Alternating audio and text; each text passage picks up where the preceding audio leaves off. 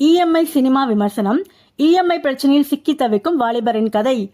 பொறுப்பான வாலிபராக வலம் வரும் சதாசிவம் சின்னராஜ் அவர்கள் தன்னுடன் வேலை பார்க்கும் சாய் தன்யாவை காதலிக்கிறார்.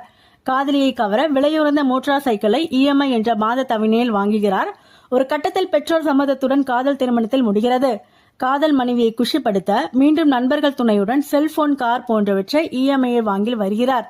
திடீரென்று வேலை பறிப்போக விழிப்பிதுங்கி நிற்கும் சதாசிவம் சின்னராஜ் வாங்கிய பொருட்களுக்கு வட்டி கட்ட முடியாமல் தவிக்கிறார். இதனால் நிதி நிறுவன அதிகாரிகள் மோட்டார் சைக்கிள், காரை பறிமுதல் செய்கிறார்கள். அவமானத்தால் காதல் மனைவி பிரிந்து செல்ல தாயும் விபத்தில் சிக்க பரிதவிக்கும் போது சதாசிவம் சின்னராஜ் பிரச்சனைகளை எப்படி சமாளிக்கிறார் என்பதை மீதி கதை. இஎம்ஐ பிரச்சனையில் சிக்கி தவிக்கும் வாலிபராக சதாசிவம் சின்னராஜ் அவர்கள் படம் முழுக்க அழுத்தமான நடிப்பை வெளிப்படுத்தியுள்ளார். காதலை வெளிப்படுத்தும் காட்சியிலும் ரசிக்க வைக்கிறார். சிரிப்பும் வெட்கமும் கொண்ட நாயகியாக சாய் தன்யா அவர்கள் கவர்கிறார். பேரரசு அவர்கள், OAK சுந்தர் அவர்கள், லுல்லு சபா மனோகர் அவர்கள், TKS செந்தகுமாரி அவர்கள் என அனைவருமே அவரவர் கதாபாத்திரங்களில் நிறைவு சேர்த்துள்ளார்கள். பிளாக் பாண்டி ஆதவன் அவர்கள் கூட்டணியில் சிரிப்பு லேசாக எட்டி பார்க்கிறது. பிரான்சிஸ் அவர்கள் ஒளிப்பதிவும் ஸ்ரீநாத் பிச்சை அவர்களின் இசையும் படத்துடன் ஒன்று செய்கிறது.